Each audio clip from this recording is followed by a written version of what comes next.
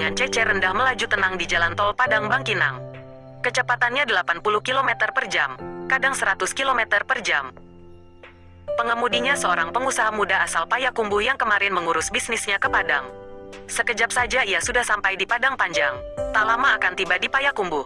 Memangkas waktu tempuh yang 3,5-4 jam menjadi hanya 1,5 jam saja. Itu mimpi anak muda Sumbar sekarang.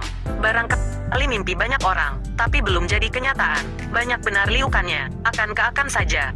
Sumatera Barat memang unik, pintar sendirian di atas rata-rata. Daerah lain berlomba-lomba membangun infrastruktur. Di sini urusan pembangunan tol maju mundur. Itu pula modelnya, padahal ini bukan tol inti, hanya sayap dari tol Sumatera.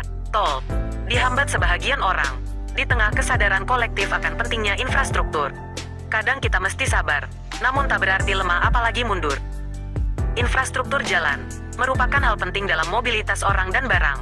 Salah satunya adalah jalan bebas hambatan berbayar, tol.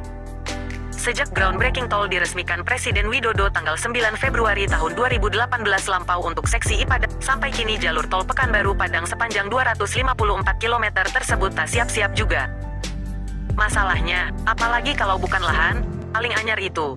Penolakan lahan dilalui tol mendengung di Kabupaten 50 kota. Ada sekelompok masyarakat yang meminta kampung mereka tidak dilewati tol. Mereka surati Japan International Cooperation Agency, JICA, sebagai pemodal pembangunan terowongan sepanjang total 8,95 km.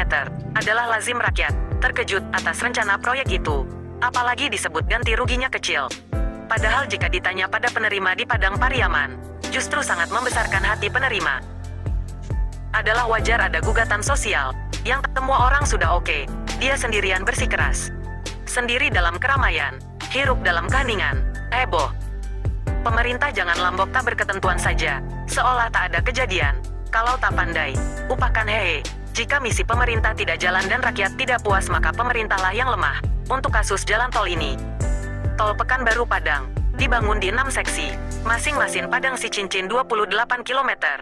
Si Cincin Bukit Tinggi 41 km, Bukit Tinggi Payakumbuh 46 km, Payakumbuh Pangkalan 43 km, Pangkalan Bangkinang 56 km dan Bangkinang Pekanbaru 38 km.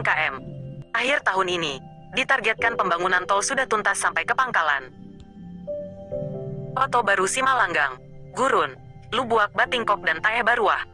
Kelima nagari ini berada di Kecamatan Harau dan Kecamatan Payakumbuh. Surat dikirim untuk memberi kepastian kepada pemerintah pusat, jika tidak semua masyarakat terdampak di 50 kota yang menolak tol. Menolakkan hanya klaim-klaim saja. Ini proyek strategis nasional, siapa pula berhak menolak, kata Husna, Sekretaris ALMAST. Alumnus Universitas Indonesia itu, memastikan tidak akan gentar memperjuangkan tol lewat lahan mereka. Tempo hari, difasilitasi sejumlah tim independen percepatan tol 50 kota. ALMAST juga menggelar pertemuan dengan Bupati. Mereka mendesak, segera mungkin Pemkab turun. Banyak pihak meminta Bupati 50 kota, jemput bola ke pusat, lalu bentuk satuan tugas percepatan pembangunan tol. Ini harus segera dilakukan, turunan dari tim percepatan tol Provinsi Sumatera Barat. Jika ini dilakukan maka mengurus lahan tol sesi Pangkalan Payakumbuh yang bidangnya 270-an itu, tidaklah sulit.